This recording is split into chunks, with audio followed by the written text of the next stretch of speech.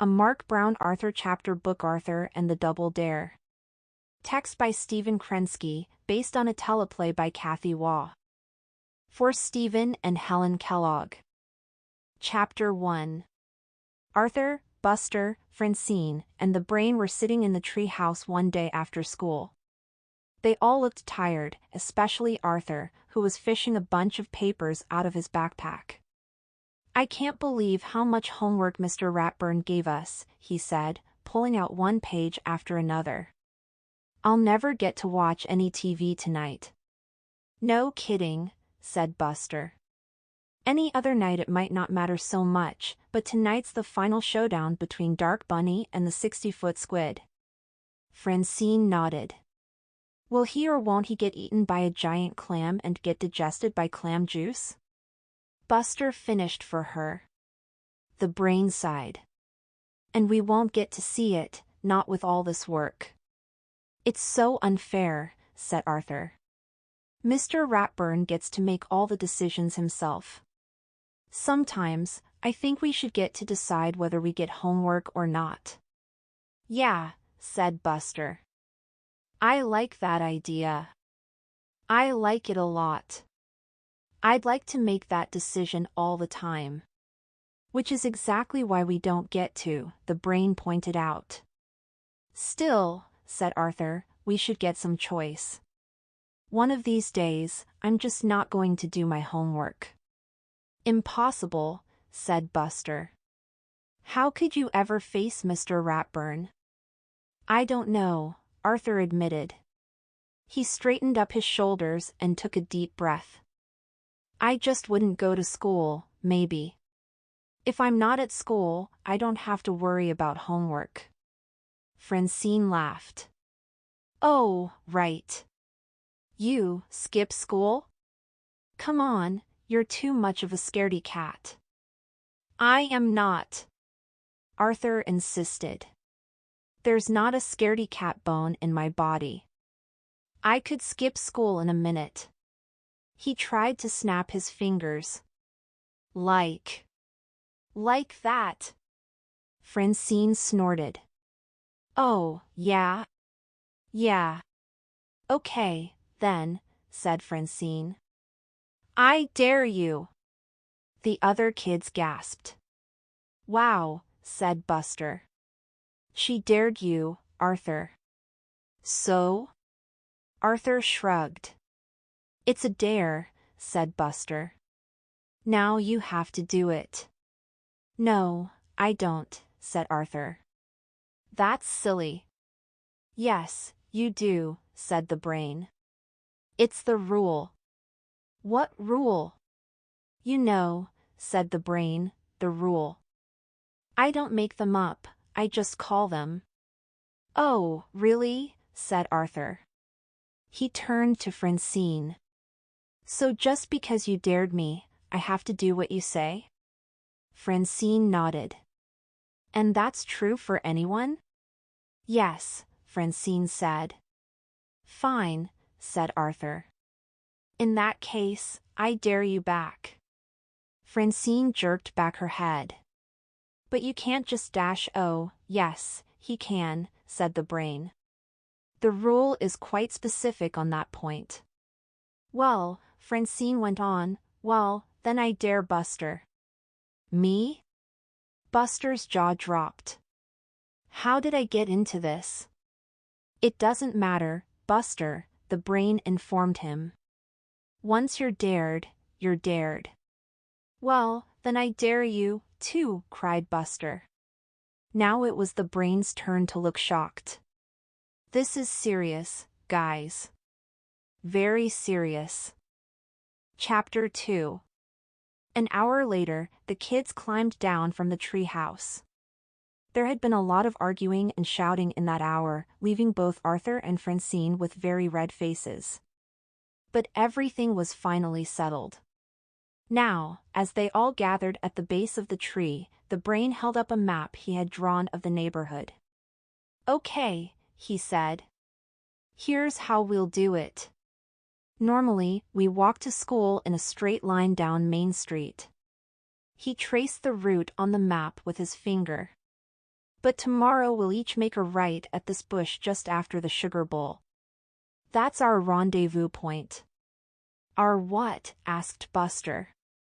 The place where we meet.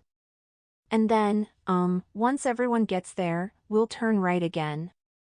Where will we go? Asked Buster. I don't know, the brain admitted. But we won't go to school. The double daring rule is very clear about that. No, Arthur, don't say anything. We can wait till tomorrow to decide our next step. Arthur wasn't so sure of that. Arthur hacked his way through the jungle with his bright steel machete. As the crickets chirped in the background, he dodged under a giant cobweb and leapt over a snake slithering across the path. Buster, Francine, and the brain were behind him. Where are we? Asked Buster, slapping at a mosquito. In the jungle, said Arthur. I suspect Buster is aware of that, said the brain. He means where exactly? Examined his compass. According to my calculations, we're somewhere north of Greenland. He looked around. But I don't believe that's right. Oh, really? Said Francine. You needed a compass to tell you that? We're exactly in the jungle, said Arthur, taking another swipe at a vine. That's all you need to know. Why don't you just admit it, said Francine. We're lost and we're never going to get out of here. That should make you happy, said Arthur. If we stay in the jungle, you'll never have to go to school again. Arthur shook his head to clear the vision from his mind. That's not much of a plan, Francine said. It's the best one we have, the brain reminded her. Arthur sighed. I really don't think we should do this, he said. Are you starting again? Asked Francine. Because if you are. Nobody's starting, insisted the brain, staring at Arthur. Okay, said Arthur. It was your idea, after all, said Francine. That's not true, said Arthur. Besides, you dared me first. I was only wishing, and then you made a big. Buster made a T with his hands. Time out, he said. I thought we agreed not to argue anymore. I only agreed if Arthur agreed, said Francine. So if he's unagreeing, I'm unagreeing, too. Actually, I'm unagreeing first, so he has to unagree with me if he wants to. Look, guys, the brain cut in, however it happened, it's out of our hands now. We've all been dared, and that's that. Chapter 3. At the dinner table that night, Arthur didn't have much to say. Even when baby Kate turned her head sideways and picked a French fry off his plate, he didn't notice. D.W. stared at him. Mom, said Arthur, D.W. is giving me the evil eye. I am not, said D.W., I'm just curious. Your face looks all funny, so there must be a reason. What are you thinking about? None of your business. Arthur, said Mom. D.W., said Dad, maybe you could turn your attention away from your brother and toward those Brussels sprouts. I think they're feeling a bit neglected. Do I have to? Arthur is much more interesting than Brussels sprouts. She paused. Well, sometimes. Arthur made a face at her. A little later Arthur sat on the couch in the living room watching TV. D.W. stuck her head in the doorway. Is it safe to come in? Yeah, sure, it's a commercial, anyway. D.W. hopped onto the couch.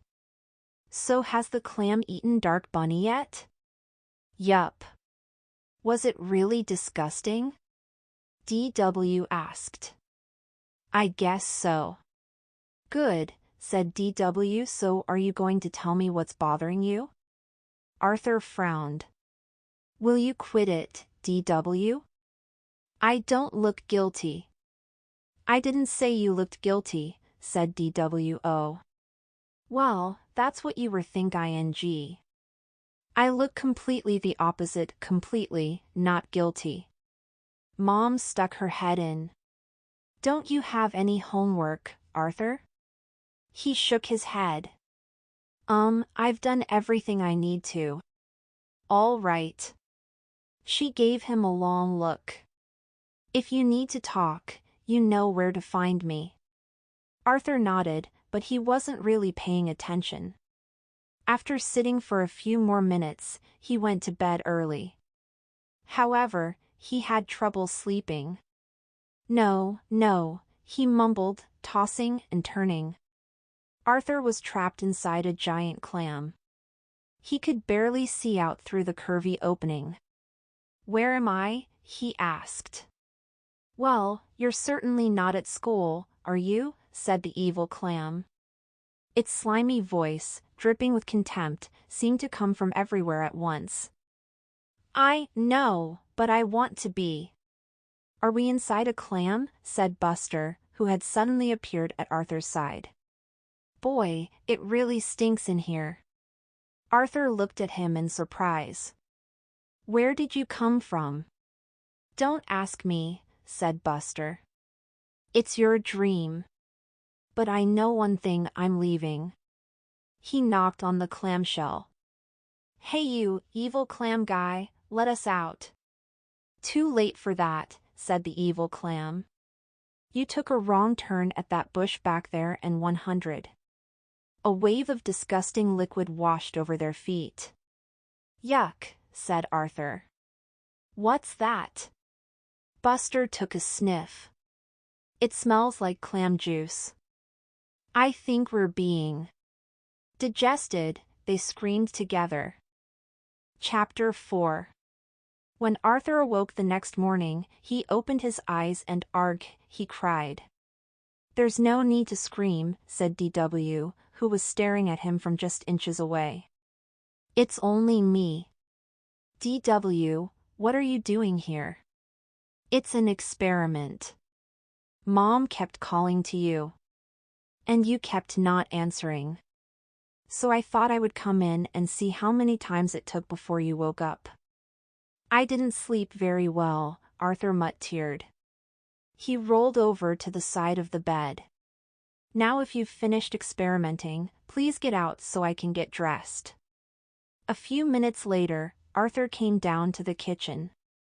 He was dressed and had washed his face, but he still looked half asleep. You'd better hurry, said his mother. You don't want to be late for school. Arthur yawned as he poured himself some cereal and milk. Suddenly, DW started to laugh.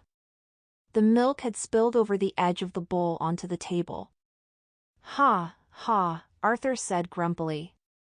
He cleaned up the mess and stumbled over to the phone. Then he called Buster. Buster?